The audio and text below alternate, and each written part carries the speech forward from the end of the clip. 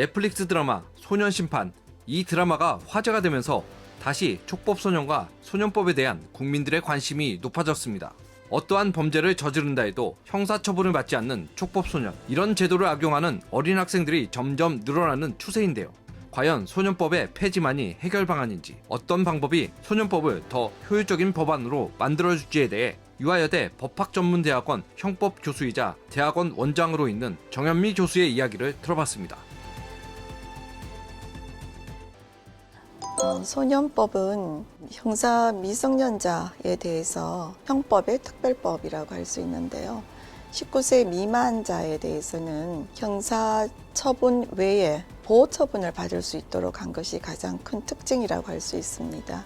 그리고 또 하나의 중요한 특징은 형사 미성년자라고 하더라도 10세 이상 된 경우에는 촉법소년이라고 해서 범죄자로 취급은 받지 않지만 보호 처분을 할 수 있도록 규정을 하고 있는 것이 또 하나의 특징입니다.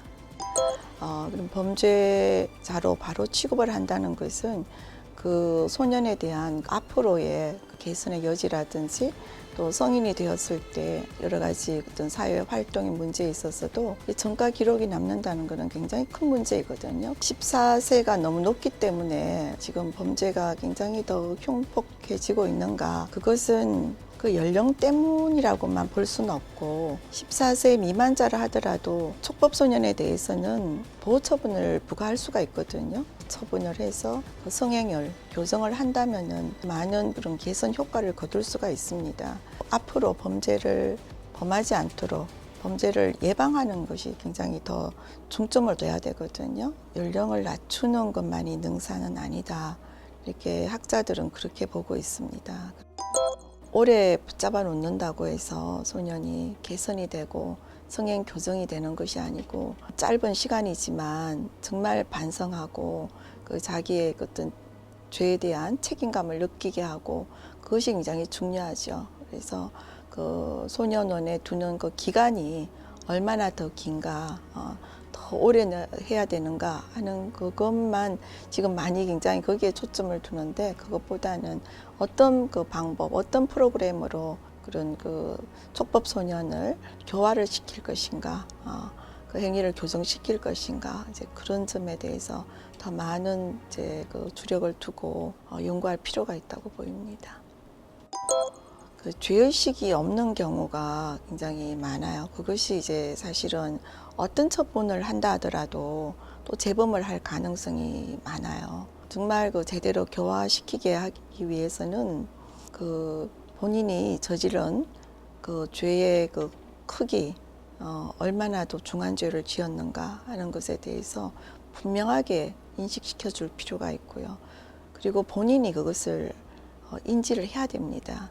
자기가 이제 스스로 그 책임감을 느끼고, 또 자기의 행위로 인해서 상대방이, 그 피해자가 얼마나 많은 고통을 받고 있는가 하는 것을 뼈저리게 느껴야 돼요. 그래서 제도적으로는 소년 회복적 사법이라는 그런 것으로도 많이 연구가 되고 있거든요. 실제로 호주나 뉴질랜드, 캐나다 이런 데서도 많은 효과를 보고 있습니다. 자기의 그 범죄에 대해서 그 피해자에게 사과하고 진정하게 반성하고, 이렇게 돼서 어느 정도 물질적인 배상이 필요하다면은 할 능력이 있다면은 그것도 하는 것도 하나의 방법이죠. 이게 뭐 형사 처벌 받느냐, 보호 처분 받느냐, 나는 촉법이 소년에 그친다, 이런 이제 단순한 의식에 머물 것이 아니라 정말 그것을 깨우쳐주게 하는데 변호사나 판사나 주변의 이제 보호자들이 굉장히 그 교육을 할 필요가 있다고 보입니다. 그 피해자 고통 자체를 완화시키는 것이 우리 지금 형사사법 제도가 아니에요. 피해자의 만족을 위해서 형벌을 또 부과하는 것도 아니고, 또 피해 보상을 하도록 강제하고 있는 규정도 없습니다. 그래서 이제 피해자는 이제 어떻게 보면은 또 다른 문제로 지금 남아 있거든요. 우리 이제 소년법에는 그걸 조금 완화시키기 위해서 화해 권고 제도라는 걸 두고 있습니다. 일종의 회복적 사법 조치라고 볼 수 있는데요. 이것은 사실 굉장히 품이 많이 들어요. 노력이 많이 필요하죠. 화해를 시킨다는 거는 정말 그 가해 그 소년이 자기 범죄에 대해서 정말 진심 어린 반성을 하는 그런 단계까지 와야지 제대로 화해가 되는 거거든요. 피해자 입장에서는 제가 내한테 얼마나 큰 고통을 부과를 했는데 나는 화해, 그런 거 사과 이런 거 별로 듣고 싶지 않다. 이렇게 이제 또 생각을 하거든요. 그렇다고 해서 이제 그 피해 보상, 물질적으로 얼마를 받느냐, 그것만 해서는 또 피해자 입장에서도 정말 나중을 생각을 한다면은 그게 결코 보상으로 끝나지가 않아요. 자기 피해를 치유할 수 있는 그런 방법이 되는 것은 아닙니다. 사실 제도적으로 굉장히 정착될 필요가 있어요. 시간은 좀 걸리더라도 이렇게 함으로써 그냥 면책이 되는 그 자체가 아니고 보호 처분을 하는데 고려할 수 있도록. 그런데 이제 정말 진정 어린 사과를 하게 되면 그 피해자도 상당히 그에 대한 그 피해의 어떤 그 상처가 치유되는 것을 많이 이렇게 경험을 합니다. 범죄를 했지만 이게 촉법 소년이지만 이 그 소년을 제대로 이렇게 교육하고 개선시키기 위해서는 이렇게 자기 죄를 자기 행위를 정말 똑바로 직시할 수 있는 그런 이제 절차가 상당히 사실은 필요하죠.